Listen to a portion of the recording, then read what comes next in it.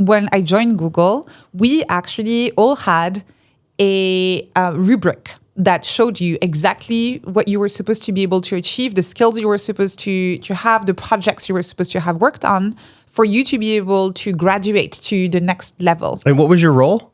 I was in marketing, product marketing. Product marketing. Okay. And I was working on the on Google Health. Is it called Google Health now? I don't know what they renamed it. Anyways, I was working on the watches and Google Fit. So anything around tracking your health, meditation, sleep, running, and that kind of stuff. And so you had this rubric telling you exactly how to be successful. And with this idea that you had to go through the steps in order. You don't skip levels. You go through them in order, which was why when you had friends joining Google, the best advice you could give them was negotiate to get at the highest level you can when you join the company, because it's very hard then to go on to the next one. Because of that, again, it's that leaderboard. We can all compare where we are using that grid. And you can kind of see based on how long people have been working in the industry where they're supposed to be at that stage. What's interesting is that if you talk to people and you see someone who maybe looks a little bit older and they're at a lower level, if you were to go and talk to them and ask them, tell me about your story, there's usually something really interesting. Maybe they volunteered for a while. Maybe they took a break because they were the primary caretaker for someone. Maybe I don't know what it was, but there was always something interesting. But most people didn't ask. They would just assume that maybe you're a little bit slower, less productive, less creative. So that's one example, and where there was really no way at Google to skip levels once you were in that machine. That created a lot of time anxiety because people were really optimizing for climbing that ladder as quickly as possible. And then there was another ladder that everybody was looking at, and that I actually experienced that one as well, is that when I left my job at Google, you are kind of expected, that's the script in Silicon Valley. You work at a big tech company, you save a bit of money, you build your network, and then you raise more money and you start a startup. That's the script. That's the script of success. And so you do that. Here, what's interesting is that on top of all of these things you're supposed to do, somehow people had this idea that you had to do it before you turn 30. Because if not, that was too late. And I saw a bunch of people, and I had that anxiety too. I was in my late 20s and feeling like I haven't started my startup yet. In your late 20s? Yeah. Wow. Yeah. That was very common. I know how ridiculous it sounds, but it was very common in my age group to feel like I only have 3 or 4 years left to start a startup. And after that, it's too late. That's a very damaging, dangerous script to have, because a lot of people were first unhappy and anxious in their jobs, that had nothing to do with the job itself. It was just because they felt like they were being too slow, too late, not good enough, really.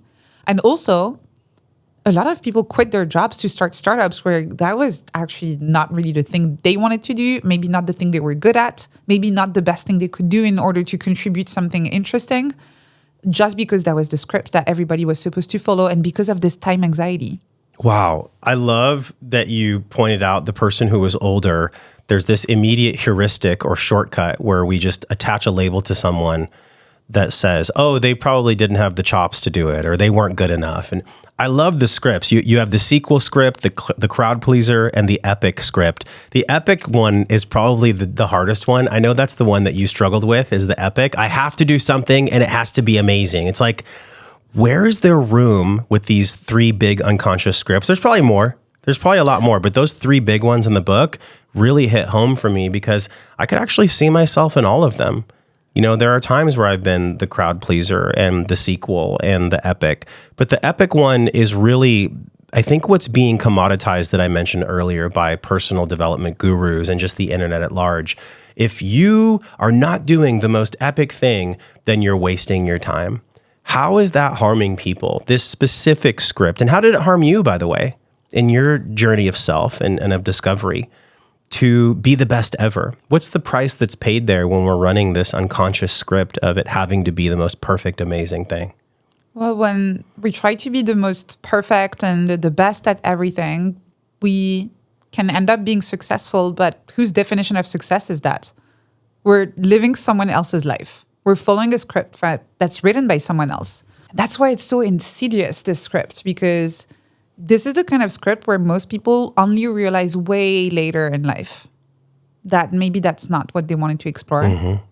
I would be suffice to say it's probably most people, actually, that run these scripts. Is it all of us? Is it most of us? What do you think? All of us have these scripts. All of us have these scripts. And that's why, we discussed metacognition earlier. I think to me, that's why it's such an important human superpower that we need to develop and really nurture in ourselves, because we all follow these scripts.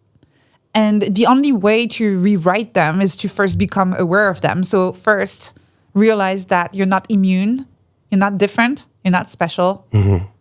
Everybody has these cognitive scripts that we just internalized by virtue of being around other human beings. It's a very natural, normal thing to happen. So just accept the fact that, yes, you have your own scripts. And then ask yourself, do I actually want to follow this script? What's interesting too is that you can actually decide to follow scripts in some areas of your life. You could say, you know what? In my environment, in my culture, in my family, with the people around me, I'm kind of expected to have this kind of job, for example. And you know what? I actually like the job. And I actually like having this sense of belonging in that area of my life where I'm working on this thing. Maybe it's a family business. Maybe I don't know what it is, but it actually, I don't feel that bad about it. I know it comes from following a script. I'm aware of it. I have this metacognitive ability to notice why I'm doing this, and I'm okay with it. Or I want to do something different. But most people never go through that first step of noticing the scripts and asking themselves that question. When you first started unraveling the script, the epic script for yourself, what did that look like? What did that feel like for you? What's interesting, and that shows that it's really hard to unlearn these scripts. I thought when I left my job at Google that I was actually finally writing my own story. I left my job at Google. It felt quite courageous to me at the time. I was letting go of a pretty good salary, working on good projects with good people. What I didn't realize is that I very quickly, just to avoid the liminal space, not realizing that that's what I was doing, I went from one script to another. And so I let go of that script that I had at Google, the climbing the ladder, and the kind of a mix of sequel and crowd pleaser here, where I was trying to please my parents and also just have a career that makes sense and felt quite linear, to the epic script, where I said, okay, I just left my job at Google. I have to build a startup. There was no self-reflection in that liminal space where I took the time to actually ask myself what I wanted to do. It felt so obvious that when you quit your job at Google, what do? You start a startup. I should have, and that's what I would do today, but I was younger. It should have been like a little bit of an alarm bell for me that when I quit my job at Google and I said I'm going to start a startup, everybody said, congratulations.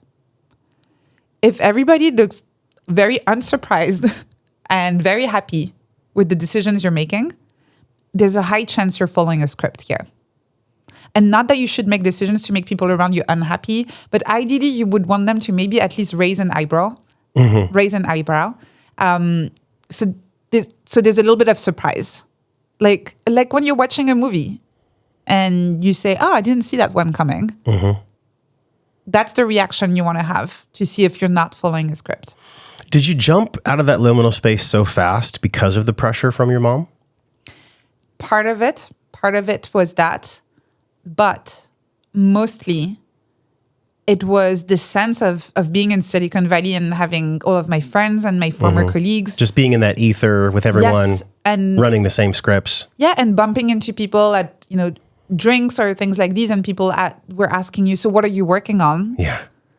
And at first you say, oh yeah, I'm thinking about starting a startup. And then it just becomes this self-reinforcing story that you tell other people, and you start telling to yourself, and then you start believing it yourself, and then you actually do it.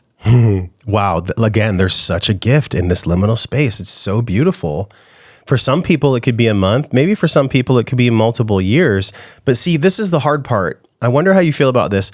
The responsibilities of life, right? Like paying bills and doing the practical things, like the rent doesn't pause just because you're in the liminal space.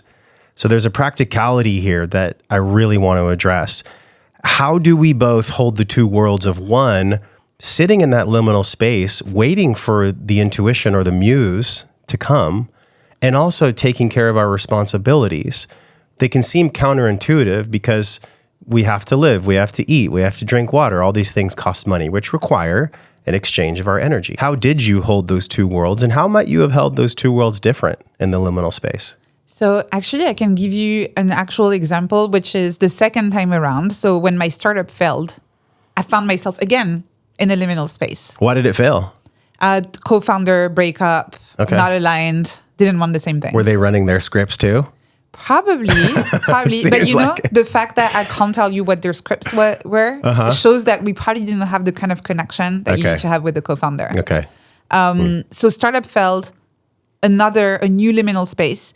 This time around, I decided to allow myself to stay in that liminal space for a little bit longer and not rush and figure out the next thing.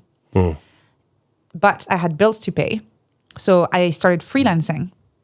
And that's the difference between clinging to the first linear, obvious option, which for me, for example, could have been going back to Google or going back to work for a tech company that I could have just gotten back to what I know, right? Yeah. But I said no. Just to be able to afford this time, this liminal space that I want to explore, I'm just going to freelance. I know that's not what I want to do for the rest of my life, but it's paying the bills. And I have a lot of free time around it where I can actually write, read, research, reach out to people, have conversations, try and figure out what is something that I would be deeply, intrinsically curious about, that I would want to explore with no pressure for this thing to be my passion or my purpose. And what would be something that I would like to explore even if nobody was watching? That was part of the question for me. If traditional success was out of the equation and I was optimizing for feeling curious and excited in the morning, what would that be? So this is really how you balance it. It's seeing that as two almost separate problem spaces. There's the logistical one of the money, paying your bills and all of that. So how do you solve that? But make sure that by solving that, you're not also getting rid of the liminal space. And it is possible to have the liminal space on one hand and making sure that the more immediate needs that you have are taken care of. Whoa. So you love that episode? You'll love the one on the screen. Click it and enjoy.